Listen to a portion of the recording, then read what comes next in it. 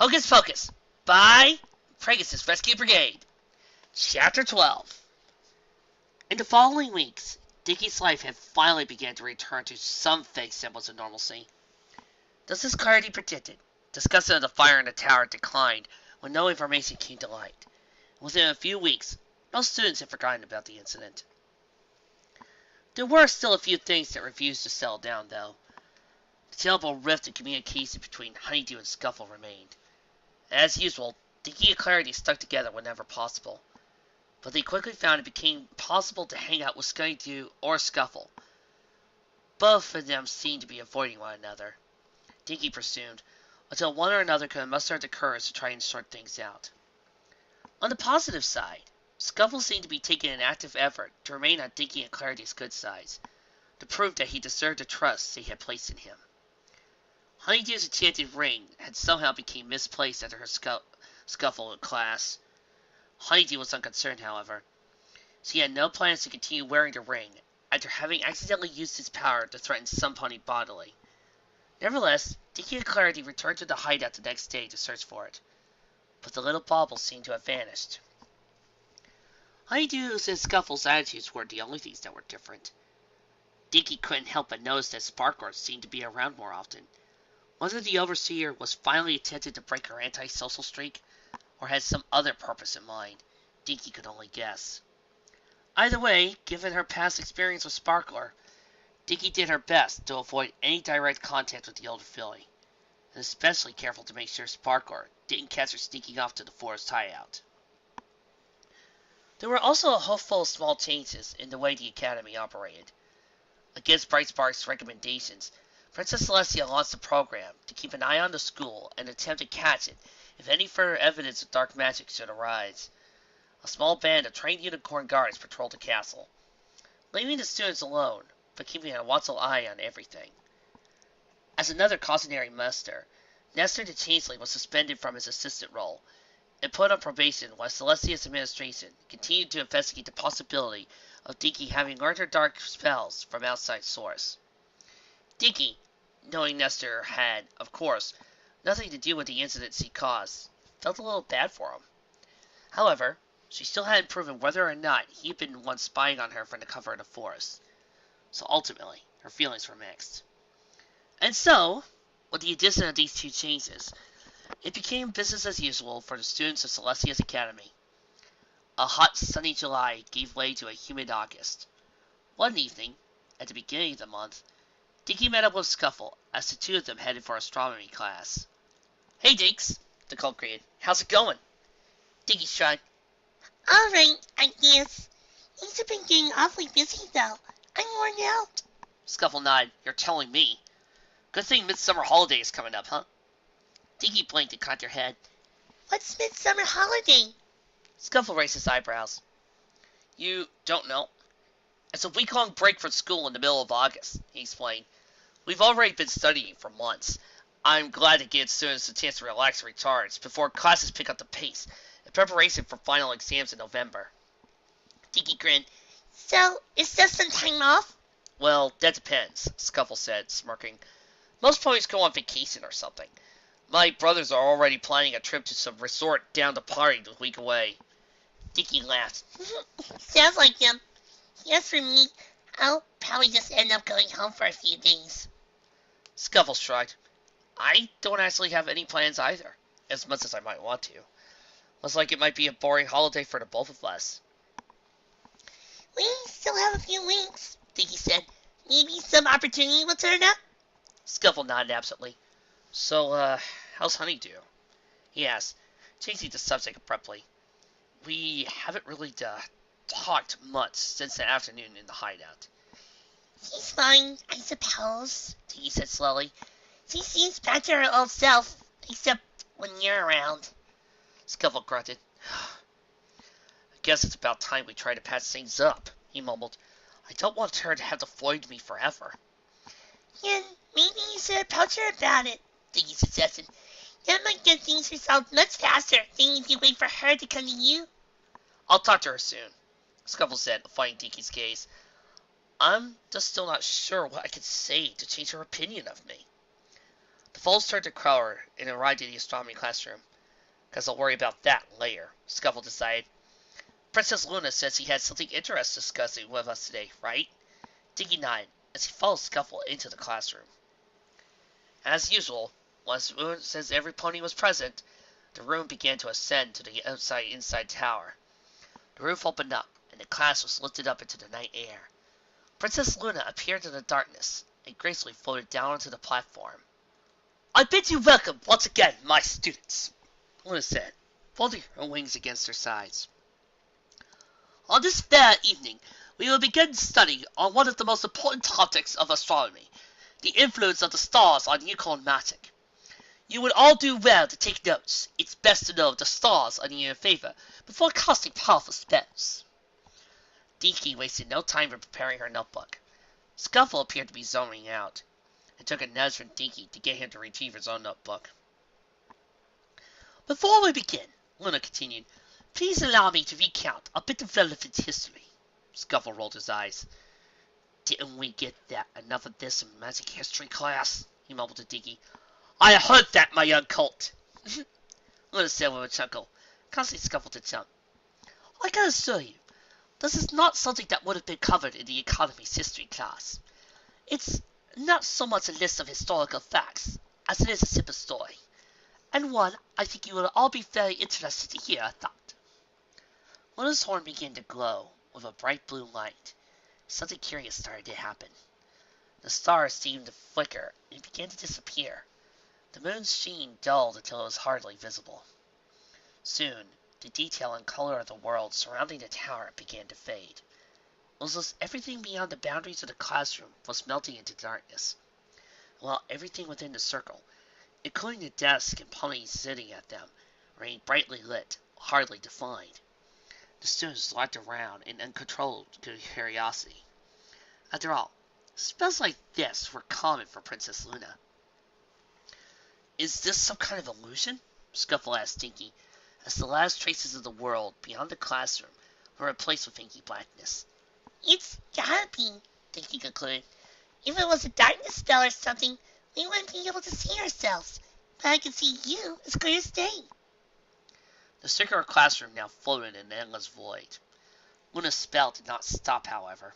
Her horn brightened further, and suddenly the darkness was full of wisps of magic and a rainbow of colors. Satisfied, the princess began to speak. "Long, long ago, in Equestria's early days, magic did not manifest itself in the form we know today," she began. "It has existed, of course, for longer than even the most ancient stretches of Equestria's recorded time, but not in the way one might expect. You see, magic is a force that pervades everything, living or not, in the whole of our world. It is in the earth, the air, the seas, and of course, in every pony, unicorn or not." Dinky raised a hoof. "That's why earth ponies have a special connection with the earth and Pegasus flying, right?" "Precisely," Luna said. "As you've all heard many times, all races of pony have magic, even if it doesn't manifest itself in the same way." The princess's expression seemed to darken. "Which, coincidentally, leads me to the next part of my story," she continued. "You see, in Equestria's early days, that differentiation did not exist." That caught the attention of every pony in class. Dinky leaned forward, curious to hear more. "Well, magic still exists in everything, even today. In the far distant past, accessing it was much easier," Luna stated. "Energy practically flowed from every living thing, as abundant and free as the very air around us, waiting for living creatures to direct it however they pleased." Luna paused and smiled at the wonder-filled faces of her students.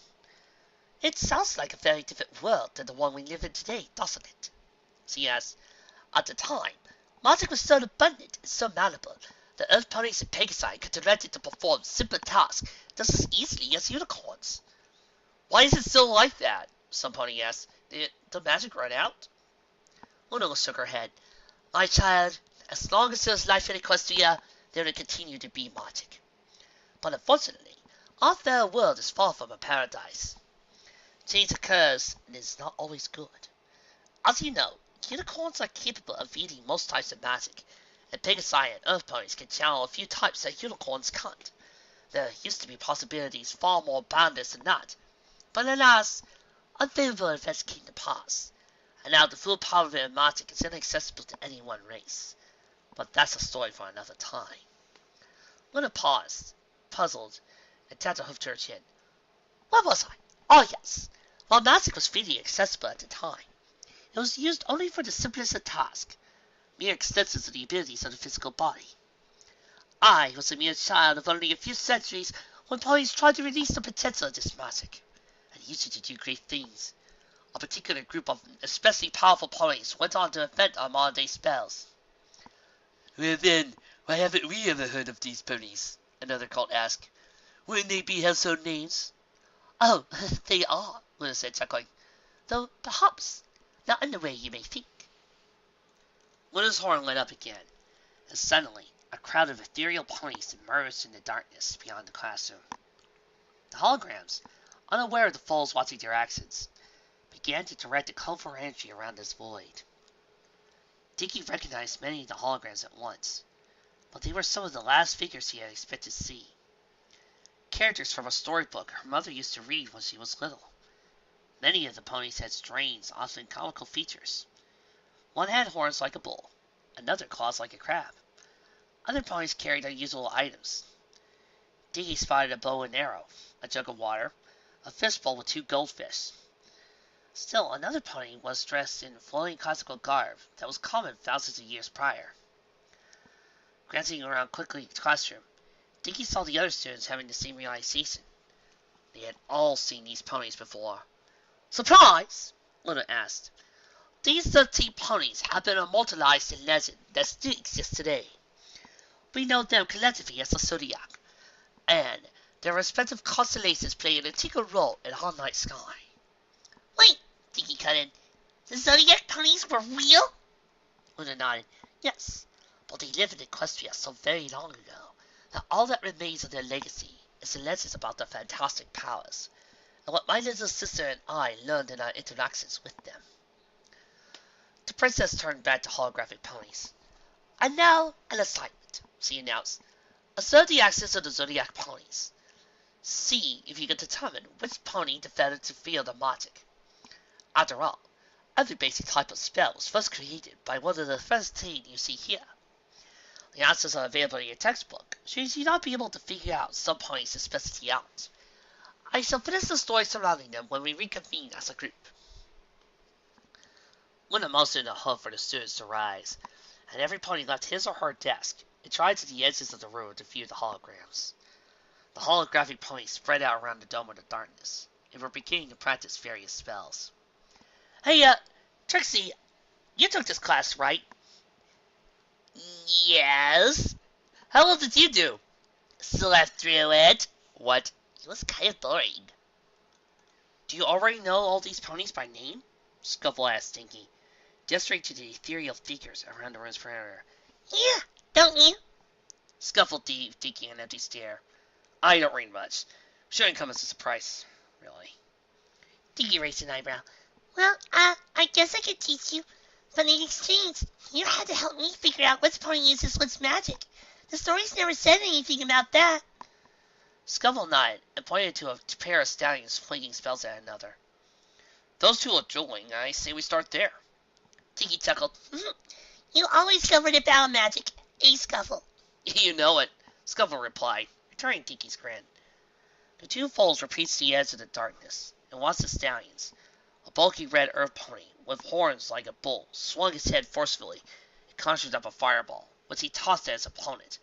A smaller, nimbler earth blue pony, with curled horns like a ram. The blue pony responded with a shield spell, and after he diverted the fireball, proceeded to cast a spell of his own, creating a cloud of swirling color that disoriented the red stallion. The bull pony is Taurus, Dinky said, and the ram pony is Aries. It looks like both of them know their battle magic pretty well. Not just battle magic, Scuffle pointed out.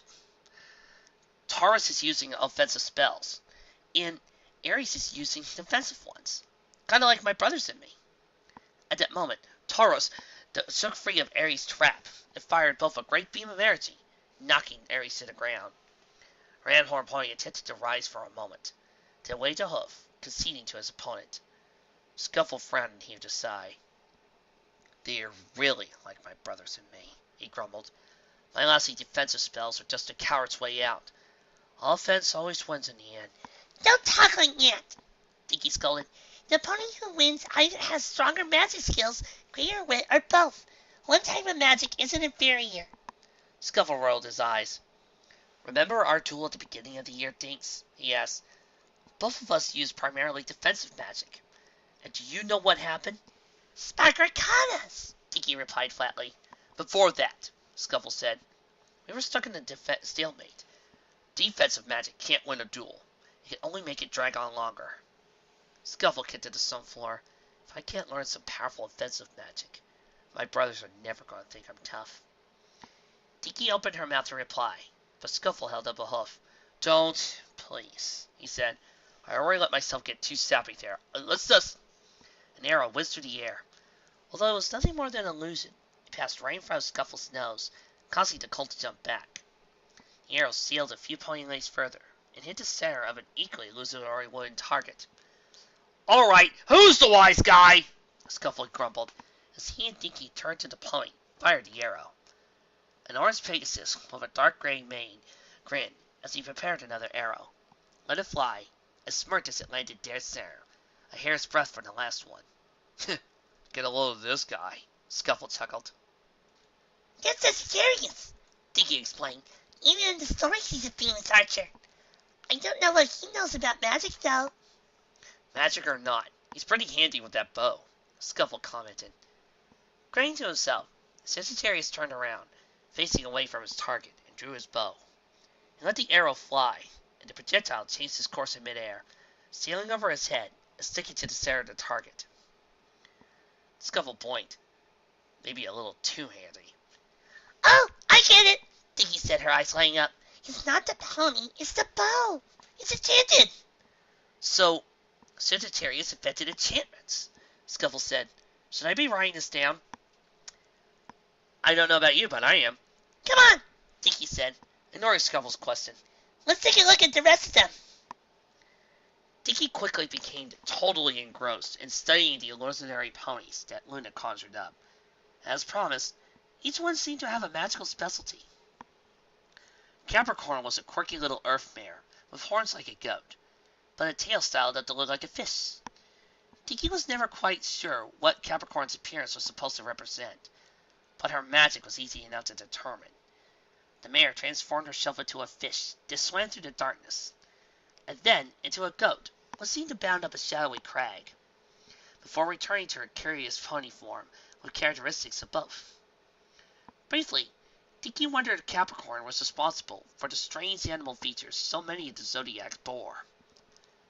Gemini, woot! Turned out to be not one pony, but two. Dinky, who had been desperately trying to understand why there were 13 ponies, but only 12 signs, sighed in relief when she realized the Unicorn twins represented a single magic. The Gemini twins seemed to do little more than to take turns writing in a book, and only when one of them drew a familiar rune in the blackness did Dinky realize they must have invented the use of magical symbols and support spells. The Earth Pony in a silka, toga-like attire that Dinky had noticed earlier turned out to be Virgo, but there was no hint to the mare's ability. Only when she and Scuffle looked it up did Dinky discover Virgo's talents had lain in psychic and precognitive ability. Cancer was a strange, crab-like Earth Pony. She flicked in and out of view, and for a moment, Dinky was concerned that his illusion was fading. But when the other holograms remained intact, she quickly realized Cancer herself was using the spell. Light, and the illusions it would create, appeared to be her specialty. There were also 3 ponies, who seemed to be working together, and Dinky was able to identify them as well. The first was Leo, a powerful earth mare with lion-like features. The second was Pisces, the unicorn Dinky had observed carrying the fistful. The last was Libra, a slim, speedy Pegasus who toted a golden scale. These 3, according to the textbook, didn't really invent specific spells. What they did do was unlock the potential in their surroundings. Leo controlled magic of Earth, Pisces the sea, and Libra the sky above. Dinky supposed these three were the ones to thank for the special kind of magic that Earth ponies and Pegasus had. Dinky and Scuffle were busy studying Aquarius, a sky blue Earth pony with a jug of water, when Luna came striding up to him. "Ah, Aquarius," the princess said, as she too watched the hologram. "Truly, she was a wonderful pony in her day, inspired by the ability of water to carry objects effortlessly along in a smooth flow. She began experimenting with magic to see if she could do it the same. We owe our levitation and teleportation spells, some of the most fundamental magic there is, to Aquarius." Luna, you personally know the Zodiac ponies? Dinky asked, craning her neck to gaze up at the much larger pony. "Only a few," Luna admitted. "Alas, in that area, I spent far more time than I should have in solitary study. Sometimes I regret I did not take the time to meet all the pioneers of modern magic, as Sister did." Princess Luna seemed to become lost in thought for a moment, so Dinky took time to observe Aquarius. As expected, the Earth pony drew water from her jug with a levitation spell, and formed it into numerous, intricate patterns in midair. "Hey, who's that pony?" Scuffled asked Dinky. Dinky looked, and was surprised to see a pony she almost hadn't noticed. Unlike all the others, this mare was standing far away from the border of the classroom, way out of the depths of Luna's dome of darkness. There was little about her that was unusual, save for her tail, which was bent up so that the tips dangled a foreleg above her back. The mare stood there, doing nothing in particular. "I can't tell. Let me check," Dinky admitted, opening her textbook. She glanced down the list, and at the very bottom, she noticed one very short entry. "Scorpio. Characteristics. Red mane, purple tail, earth pony. Background. Scorpio's contributions to modern magic are considered negligible." "Scorpio didn't invent anything?" Dinky asked quizzically. "You can't be right. Hey, Princess, what's a Scorpio?" She trailed off. Princess Luna had wandered off, and was now back into the front of class. "Class is almost over," she called.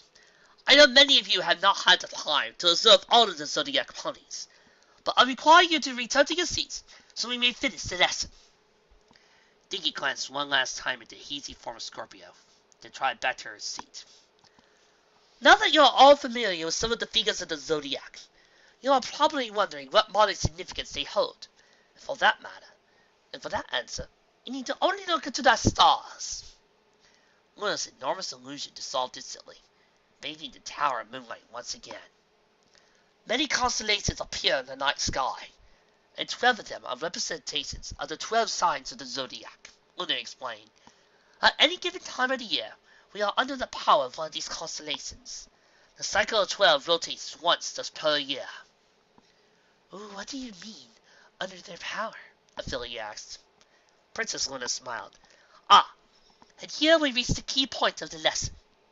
It's important to know which Zodiac pony is associated with which type of magic, because spells of that type are stronger when the representative constellation is directly overhead. For example, on this particular night, we are very near the middle of Leo's portion of the cycle. Her constellation is about to reach its apex in the sky, and you can be certain that all around Equestria, Earth ponies are finding their crops to be even more cooperative and bountiful than usual, thanks to Leo's Earth magic, which they channel.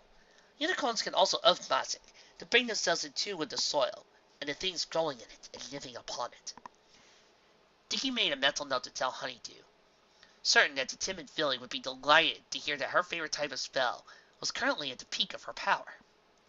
"As you can imagine, spells that have a constellation on the opposite end of the cycle will be the weakest," Luna continued. "Right now, Aquarius has been away from her apex for 6 months, and it'll be 6 more months before she returns. As a result, her spells are weaker. For instance, ponies who could barely manage a teleport spell at other times of the year may find that they simply cannot complete one right now. The overall effect does not tend to be powerful. That is to say, when performing simpler spells, it is not uncommon to not even notice a difference throughout the year. But when using a spell that requires all your strength, the Zodiac constellations are the ones that force you most certainly on your side. Are you listening, Trixie? Shh. The princess looked at the moon. I believe our time is up for tonight. Study these ponies, young ones, and your future magical endeavors are sure to go more smoothly. With that, Luna's lesson concluded. The students packed their notes and textbooks into their saddlebag as the classroom began its descent back into the base of the tower. Scuffle yawned. Well, Scorch and Frosty should be asleep by now, so it should be easy getting back to my room, he said. Want to walk back to the towers with me, Dinks? You go ahead, Dinky replied. I'm going to stay behind and ask Princess Luna a few things about that last Zodiac pony we saw. Scuffle nodded. Let me know what you find out, he called as he turned to go. Dinky waited until the rest of the students left the room. She remained alone with Princess Luna, who was erasing a few notes about the Zodiac she left on the chalkboard. Is there something you need, Dinky Doo? Luna asked, without turning away from her task. I just had a question about the lesson, if you're not busy, Dinky admitted. I can spare a few minutes, Luna said. What is it that was not clear? Well, I noticed the textbook talks about each pony's contribution to the studying of magic, Dinky began. Except for this last one, for some reason. If Scorpio didn't do anything important, why is he included in the Zodiac? Luna still didn't turn to Dinky, but she did stop the eraser mid-stroke. Awkward silence followed. Dinky shifted her weight uncomfortably. An ironic coincidence that you should be the one to inquire about Scorpio, Luna said, finally turning away from the board. You are right to assume Scorpio is a notable magical figure, but the details of her ability are left out of the text for a specific reason. Oh, Dinky mumbled. So basically, I shouldn't ask? Luna paused. In all honesty, I probably should not continue to speak on the subject, but I am of the mind, in an academy such as this one, curiosity is a quality to be valued. I shall answer your question, but I suspect you will quickly understand why it is a subject not covered by the text, if you haven't already. Dinky looked away. I already have some idea, I think. Luna nodded. Scorpio was an intelligent pony, and perhaps one of the most gifted figures of the Zodiac. She had the potential to develop amazing spells, but her ideas about the uses and purposes of magic differed somewhat from the others. While many of the Zodiac ponies found that magic could perform almost any task when properly channeled, Scorpio was convinced that the only way to unlock its true potential was to take over it. She began to find ways to warp and twist the energy into forms she desired. Dinky sighed. What Scorpio invented was dark magic, wasn't it? She said finally. Indeed, Luna said, sitting down so her head was closer to the fillies. It was immediately apparent to the other members of the Zodiac that Scorpio's experiments were somewhat worrisome. But Scorpio had no interest in listening to their advice. What happened? Dinky asked anxiously. Did the magic ultimately corrupt her? There was little, I fear, to corrupt, Luna admitted. Unlike you, Scorpio knew her spells were poisoning the purity of the magical forces, but she aimed to use magic to gain power and fulfill her desires. Did the rest of the Zodiac stop her? For quite some time they did not, Luna answered. While her heart may have been weakened, Scorpio had a silver tongue. Despite the obvious atrocity of her experiments, she began to convince many of her peers, both within the Zodiac and without, that what she was doing would ultimately benefit Equestria. Luna paused and took a long, slow breath. Scorpio's spells became more extreme, more horrific, and more powerful. Some ponies began to study under her, and her progress increased more quickly. These ponies, many of whom were good-hearted and simply courteous, gradually began to change under the influence of Scorpio's spells. It was at this time that the rest of the Zodiac decided she had gone too far, and so, in order to quell the spread of darkness before it became too severe, they made a desperate decision. Combining their many magical talents, they cast a massive spell that spread through the whole of Equestria, making magic in general far harder to access. Unicorns can still summon it because of the properties of the horn, and Pegasus and F ponies, and perhaps sea ponies, if there are any left, can still use the form of magic their bodies are attuned with. But we have lost access to the spectrum of spells as a whole, as a result of this decision. So, that's why only unicorns can study multiple forms of magic, Dinky realized. What happened then? Was there enough to stop Scorpio from corrupting more ponies? It had a great deal of effect, Luna said. Many ponies were saved from the spreading darkness. But no pony realized just how Scorpio would react to the change. Could she do anything about it? She's an Earth pony, so her magic was gone, right? Incorrect, Luna said. The spell that the Zodiac ponies cast made magic far more difficult to summon, but it was not entirely out of reach of extremely powerful ponies. A Scorpio, like who appears in the Zodiac, was one such pony. Outraged, Scorpio began imbuing the only remaining ponies capable of wielding her spells, the unicorns, with enormous amounts of dark magic, leading to the rapid disintegration of morality, and fueling a lust for power and dominance not unlike her own. She built an army? Dinky gasped, rocking forward on her hooves. How did they stop her? The rest of the Zodiac confronted her directly, as soon as they realized what she was up to, Luna said. They were able to subdue the unicorns, but Scorpio herself was more than a match for any one of them alone. Her spells, even though they were greatly enhanced, and so they resorted to desperate measures. Putting their magic, they created a great rift in space, throwing Scorpio as well as themselves into a plane beyond physical being. And so, Equestria lost all the pioneers of magic in one fell swoop. Beyond physical being, Dinky repeated. So, they cease to exist? Not quite, Luna said. They no longer exist as we know them, but they still exist now in another form. And interesting, this form is visible in our night sky. Dinky's eyes grew wide. You mean the constellations appeared when the ponies left Equestria? She asked. Correct, Luna replied. It is impossible to understand all the implications, but we are left with little choice but to believe the 12 signs of the Zodiac are the ponies who lived here thousands of years ago, continuing their battle throughout eternity in the heavens above, granting their power to the ponies below. Dinky slid into a sitting position, stunned by the gravity of Scorpio's influence on Equestria. So, Scorpio's corrupted unicorns went on to pass knowledge of dark magic down in secret through the ages, right? Indeed, Luna said sadly. Celestia and I did our best to help those who were not beyond help, and imprison all the rest where they could do no harm. But, as you yourself have seen, and the fact demonstrated, it has never been possible to eradicate it completely.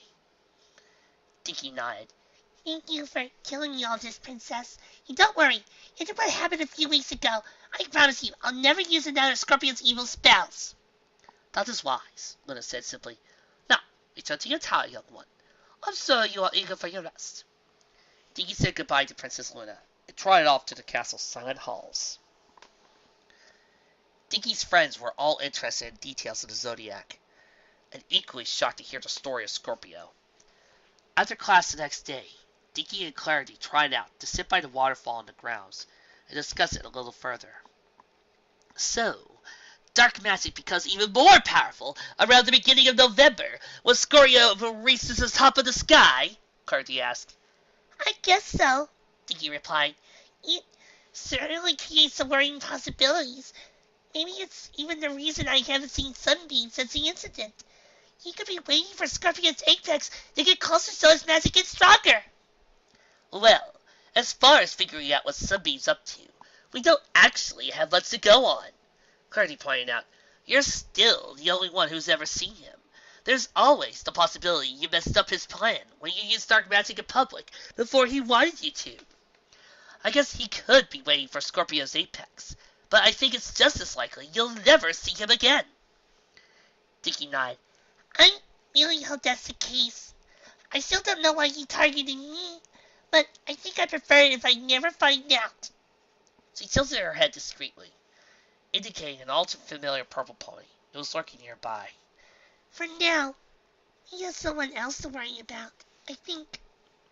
Sparkler was standing by one of the entrances to the castle, glancing repeatedly in Dinky's direction. When she saw Dinky return the gaze, she frowned and looked away.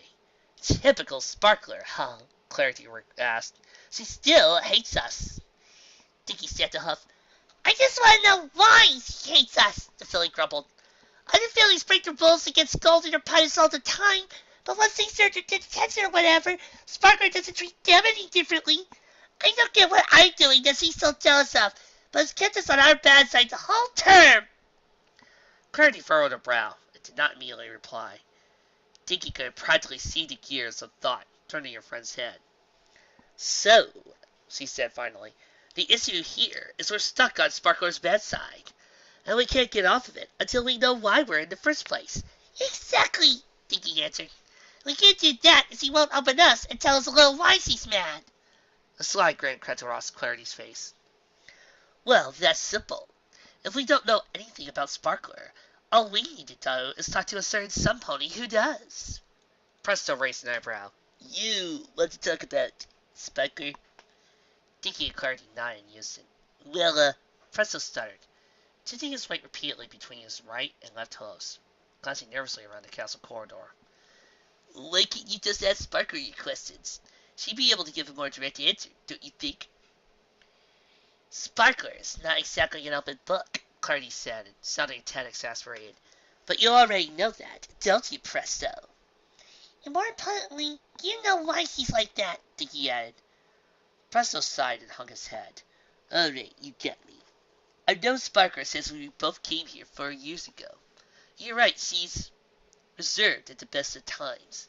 What is it you want to know about her? We've been trying to figure out why she's been picking on Dinky, Honeydew, and me than the other students. She tries to keep that same coldness she shows every pony. But one time she said something about being jealous of Dinky's knack for letting out of trouble or something. Do you know there's something going on in Sparkler's life that's making her act like she does? Presto bit his lip.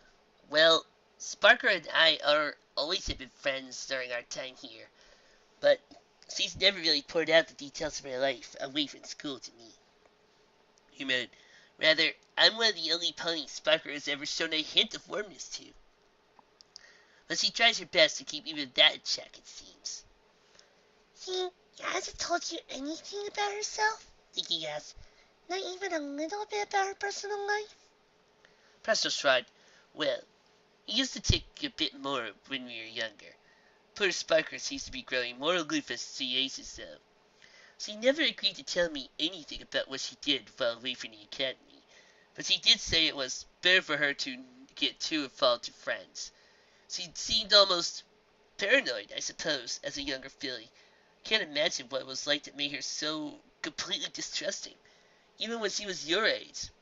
Nowadays, she focuses almost exclusively on her studies and her job as an overseer. I've been trying my best to get her to relax a little bit, to remind her I haven't given up on her at least. But it almost seems like she wants everybody to give up on her. Presto stopped talking and glanced down at Dinky and Clarity nervously. Perhaps I said a bit more than I needed to, he said quickly. What I'm trying to say is, Sparkler's under a lot of stress, clearly. You've got two choices. You can leave her alone, and she'll do the same to you. Or you can do what I do, and try to show her a little goodwill, even in the face of her attitude. Maybe if we keep at it, she'll start to see. He sighed. But then again, Dinky needs to stay out of trouble for a while, and poor Clarity has Lucian's impeccable reputation hanging over her. The administration's got its eyes on both of you for 2 different reasons. Sorry to say, that kind of puts you girls into a tough spot when it comes to that problem. I get where you're coming from, Dinky said, pursing her lips softly. As awful as Sparkler can be, she also seems pitiful in a way. We like to try to help her if we could, but we don't know what the problem is. Presto shook his head sadly. Sorry, girls. If I knew more, I'd tell you.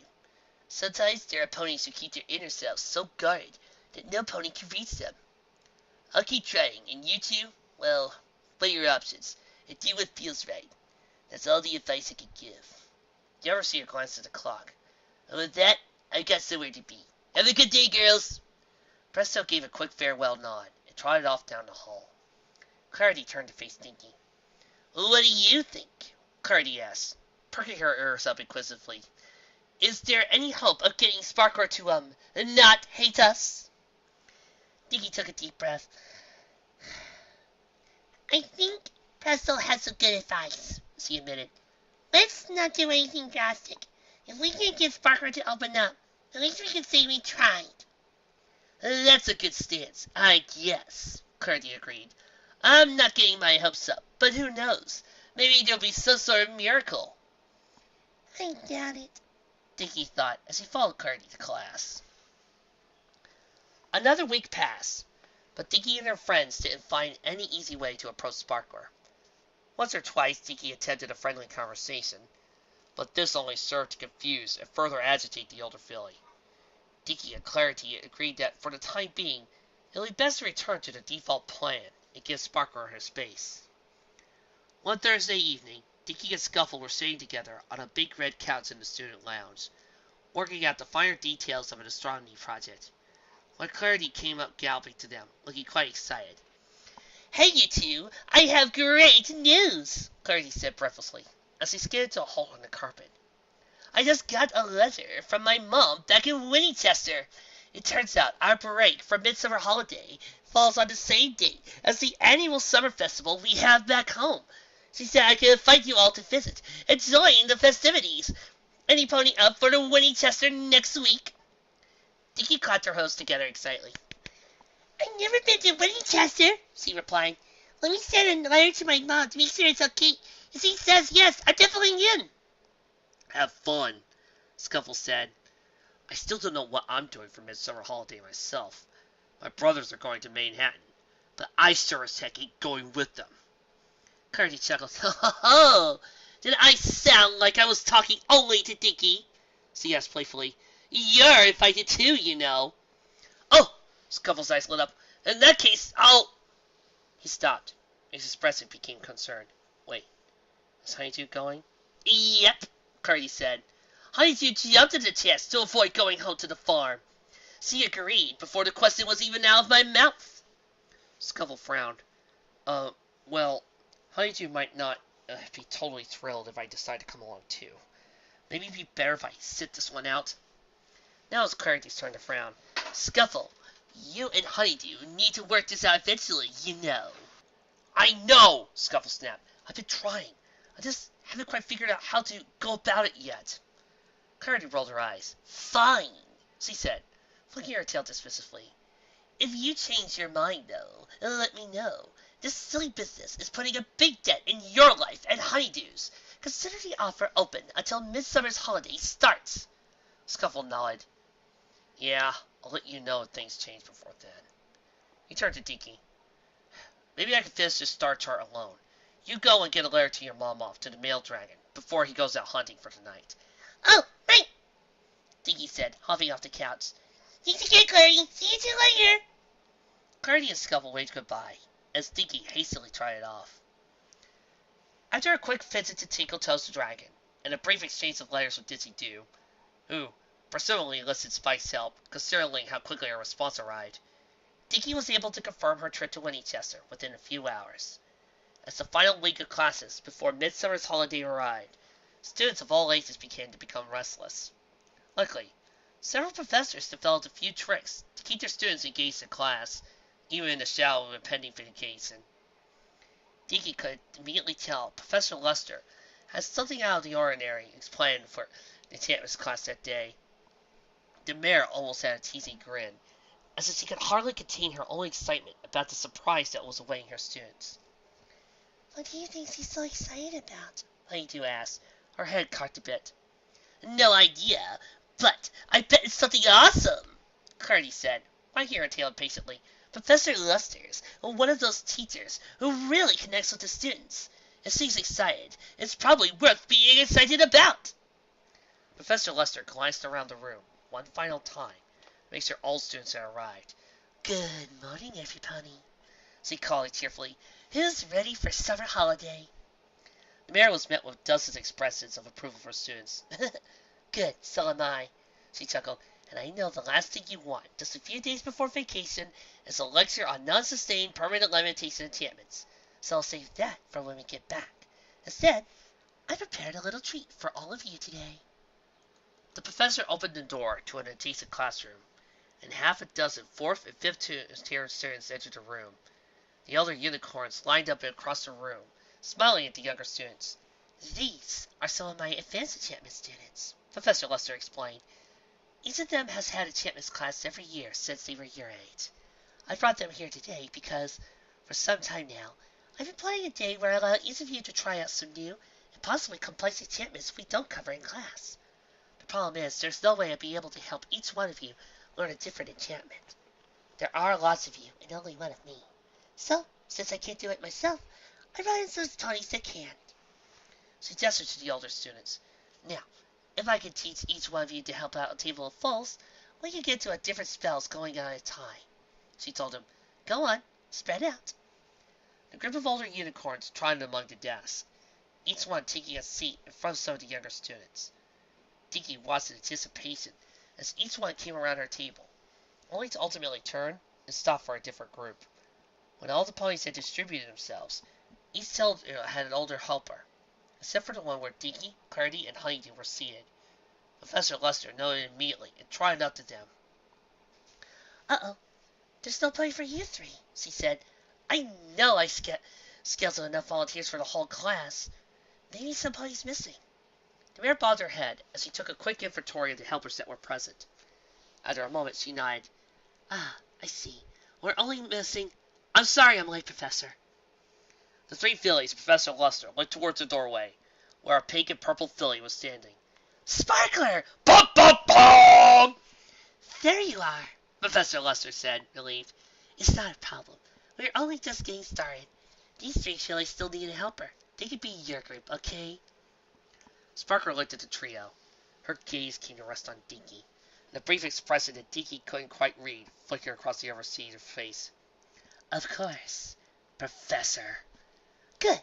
I'll be around if you need me, Professor Lester called as she trotted back to her desk. Sparkler stood still for several seconds. Eventually, she slid forward and planted her rump on the carpet in front of the desk. Dinky, Clarity, Honeydew, she said mechanically, nodding to each in turn. How are you? Fine, Dinky answered, not sure how to respond to Sparkler's complete lack of inflection. And you? Sparkler replied with a non-committal grunt. I'll just get some stuff for practice, she said, returning to her host and trotting away. Dinky looked at her friends and gave a bewildered shrug. Let's try to talk to her when she comes back, Clarity said. I know she's Sparkler, but she's stuck with us for the next hour or so. Maybe we can get her to open up a little, since she can't shoo us away. And how will we do that? Dinky asked. It sounds like Sparkler's got a lot of experience with enchantment, Honeydew pointed out. You're the best at enchantments out of the 3 of us, Dinky. Ask her some questions and maybe you can form some common ground. It's worth a shot, Dinky admitted, as Sparkler returned with a full aura of gems. The overseer dumped the stuff she was carrying on the desk, and then sat back down. It's worth a shot, Dinky admitted, as Sparkler returned with an aura full of gems. The overseer dumped the stuff she was carrying on the desk, and then sat back down. There we go. Take a spell, I'll wait. Okay, Dinky replied awkwardly. Any ideas, girls? The fillies opened their books and began to pace through, but Sparkler staring at them made it hard to concentrate. Dinky bore the silence a few moments longer before deciding to speak up. Sparkler, you have lots of experience. Do you know any cool enchantments we could try? Sparkler raised an eyebrow. That's not the point of the exercise, she mumbled. You're supposed to pick something out you've wanted to try, and I'll help you cast it. That's the thing, Dinky said. I don't know what to pick. I want to try almost everything in this book, honestly. Don't play the overachiever card with me, Dinky growled. I'm not a professor. You don't need to impress me. Pick a spell and let's get on with it. Dinky snorted. Sparkler, come on. You're in the highest level enchantments class in the Academy offers. I don't think you'd be there if you didn't like this subject an awful lot. Why is it so hard to believe I like it just as much as you? Sparkler opened her mouth to respond. She hesitated a moment and turned to Clarity and Honeydew instead. What about you two? Have any specific requests? I'm content, Honeydew said shyly. Enchantments aren't really my specialty. I'll trust Dinky's judgment on this one. And I like just learning about any magic, Clarity announced. Besides, you're older and have more experience. You know plenty of spells that are cooler than anything we could request, right? Sparkle looked at the floor and sighed. Well, there are a couple, yeah. So, pick one, Dinky encouraged. Oh, fine, Sparkle grumbled, grabbing a pile of gems from a full hoof. Here's a neat little trick that's not too hard. The older filly stood on its own hoof. With her horn, it turned the gem about 90 degrees. Then she gave a sharp tap with her other hoof. And a clear high note hung for a second. She sat back down on the table, and it played the same note again, albeit softer. They call these gem tones, Sparkle said, picking out the second gem and enchanting it as well. I suppose a clever play on words is benefiting of a clever enchantment. Sparkle set the second gem down. Dinky's ears twitched when it played a noticeably lower note than the first. How do you control the tone? It has to do with the angle the gem is turned relative to your horn. After you start the spell, any rotation will decrease the pitch. So a small turn will play a high note. A greater turn will produce a lower note. Can we try? Clarity asked. Sparkle sighed. Yeah, go ahead. This one's simple enough that you three should be able to manage. Clarity grabbed a stone and proceeded to attempt to enchant it. As soon as he gave it a tap, though, a displeasing note, like a piano out of tune, played, causing her to cringe. Sparkle flattened her ears against her head to try to block out the sound as she hastily removed the spell. You gave it a little too much magic there, she said, shaking her head to clear the ringing in her ears. You need to use delicate magic to make a pure-sounding tone. Dinky grabbed one of the stones and turned it in a half-circle, while allowing the spell to just barely penetrate the gem. She gave it a careful tap, and while the note played was a little softer than the gemstone Sparkle had made, it was crystal clear. It sounded lovely. Sparkle blinked, surprised. Not bad, actually, she commented. You three can make more of those on your own time, if you want. You're really cool, Dinky said, tapping the 3 properly enchanted gems in a row, and drinking in the 3 different tones. What other spells do you know? Sparkle scanned the eyes on the table. Honeydew, pull that pearl down to me. Pearls are soft gems, so they aren't very good enchantments. But there is one interesting thing you could do with them. Honeydew pushed his large orb towards Sparkler. The older filly stopped its movement magically, allowing it to remain still on the table in front of her. Pearls, because of their smooth, opaque outer coating, can be subject to physical enchantments that are basically useless in clear gems. She explained. Problem is, pearls don't hold enchantments terribly well, so what I do is enchant them with runes. Sparkler grabbed a small metal tool, so he brought along with the gems, and carefully chiseled a small symbol on the pearl. You three don't have any experience with runic syllabary yet, do you? She asked silently as she carved. Not really. Didn't think so. When Sparkler had finished, she set the pearl back down and cast a spell on it. The chiseled lines glowed brightly for a moment. Sparkler set the pearl rolling again with a brief burst of magic, sending it in Dinky's direction. As soon as the filly's hoof touched it, the pearl turned bright purple. I thought it might do that, Sparkler commented. It's got a mood detection charm on it. It turned purple, which is the color code for curiosity. And it really works. Unlike the cheesy knockoff ones they sell in those seaside gifts in Manhattan.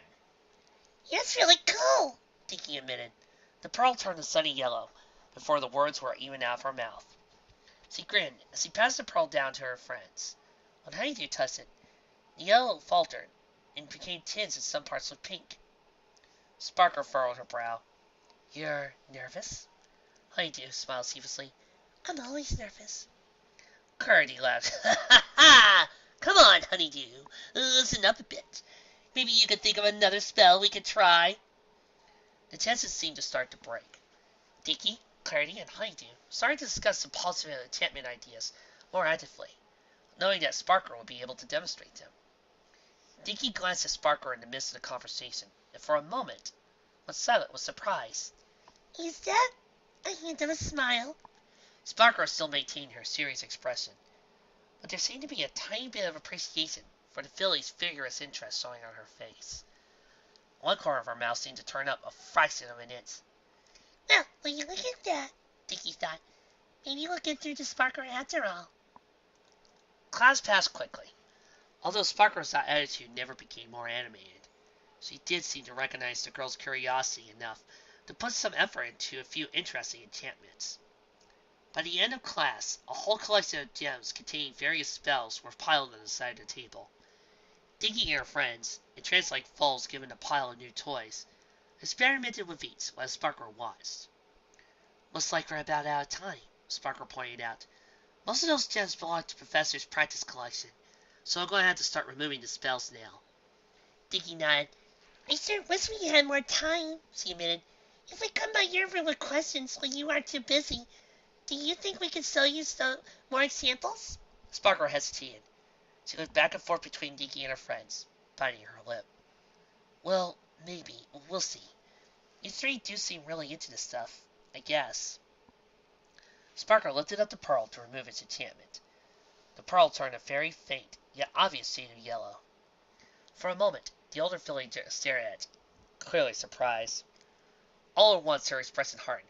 "What am I saying? I'm a busy pony, an overseer. I don't have time to babysit your three and teach you a bunch of novice spells." "But don't argue with me," Sparkler ignoring the pearl as it turned red. "I don't know why I humored your three in the first place. All I was supposed to do was demonstrate your requested spell, and somehow I ended up doing this whole presentation." "And you kind of enjoyed it yourself," Clarity argued. "We don't have to stick to pure business all the time, you know. A little friendly teamwork never hurt any pony." "You three fools are not my friends!" Sparkler snarled.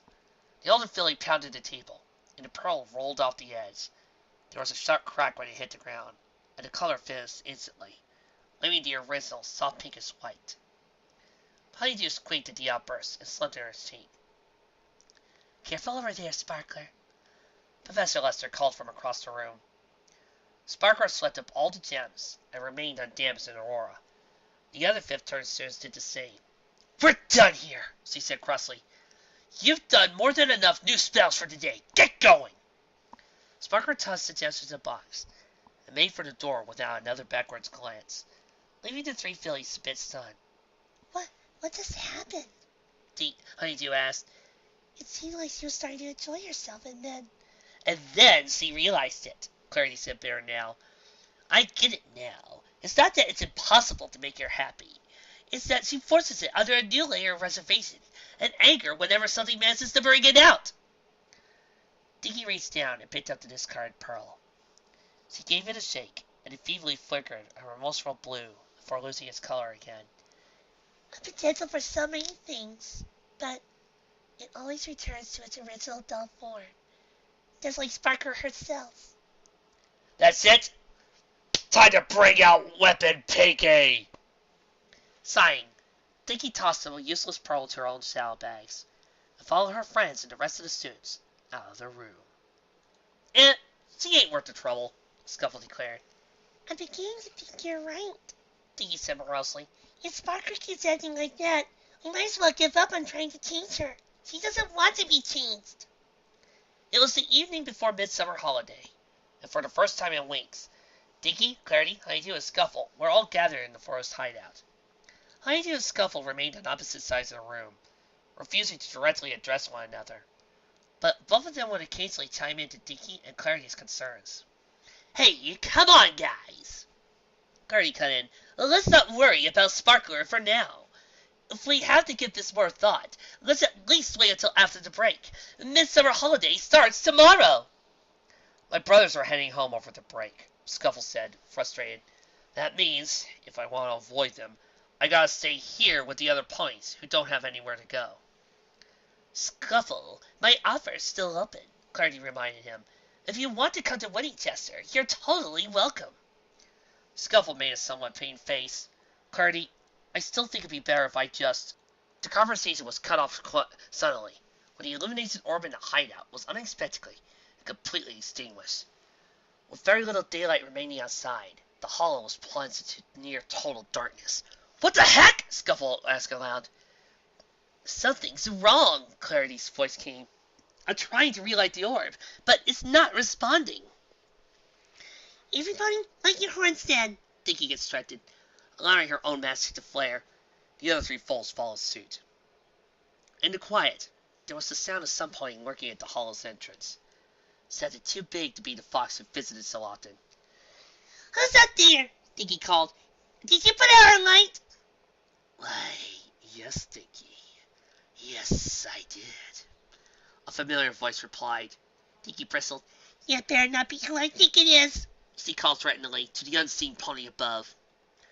Oh, I'm so sorry to disappoint. Yes, I am, came the reply. It's just been so long since we talked. Yes, it has. In the dim light of the foal's horns, a yellow and orange colt stepped lightly down the entry tunnel and stood before them, smirking. Sunbeam! Dinky said acidly. Sunbeam? Dinky Doo squealed, scaring behind Clarity to get out of view the best he could. That's Sunbeam, Clarity asked. As in Mr. Notorious, supposedly long dead, dark magic Willie Sunbeam. Quite right, Sunbeam declared. You three must be Dinky's friends. Outgoing Clarity, meek little Honeydew, and tough Scuffle. I've heard so much about you during the time Dinky and I practiced together. Read about this, Dinky commanded, stepping forward even as her friends retreated further. And while you're here, you better start giving me answers. Why did you take the dark magic? More importantly, why are you here now? Your little plots failed. Sunbeam chuckled. I expected you to be feisty. Yes, I did. But you're in no position to force answers out of me, Dinky Doo. I'll answer what I want to. Yes, I will. Dinky scowled. Well, go on then. What do you have to say for yourself? I've simply come to deliver a message. Yes, I have, Sunbeam declared. You see, Dinky, in a way you are correct. You did create quite a barrier to my plans when you went and set your tower ablaze with dark fire. Yes, you did. But you hadn't ended them completely, I assure you.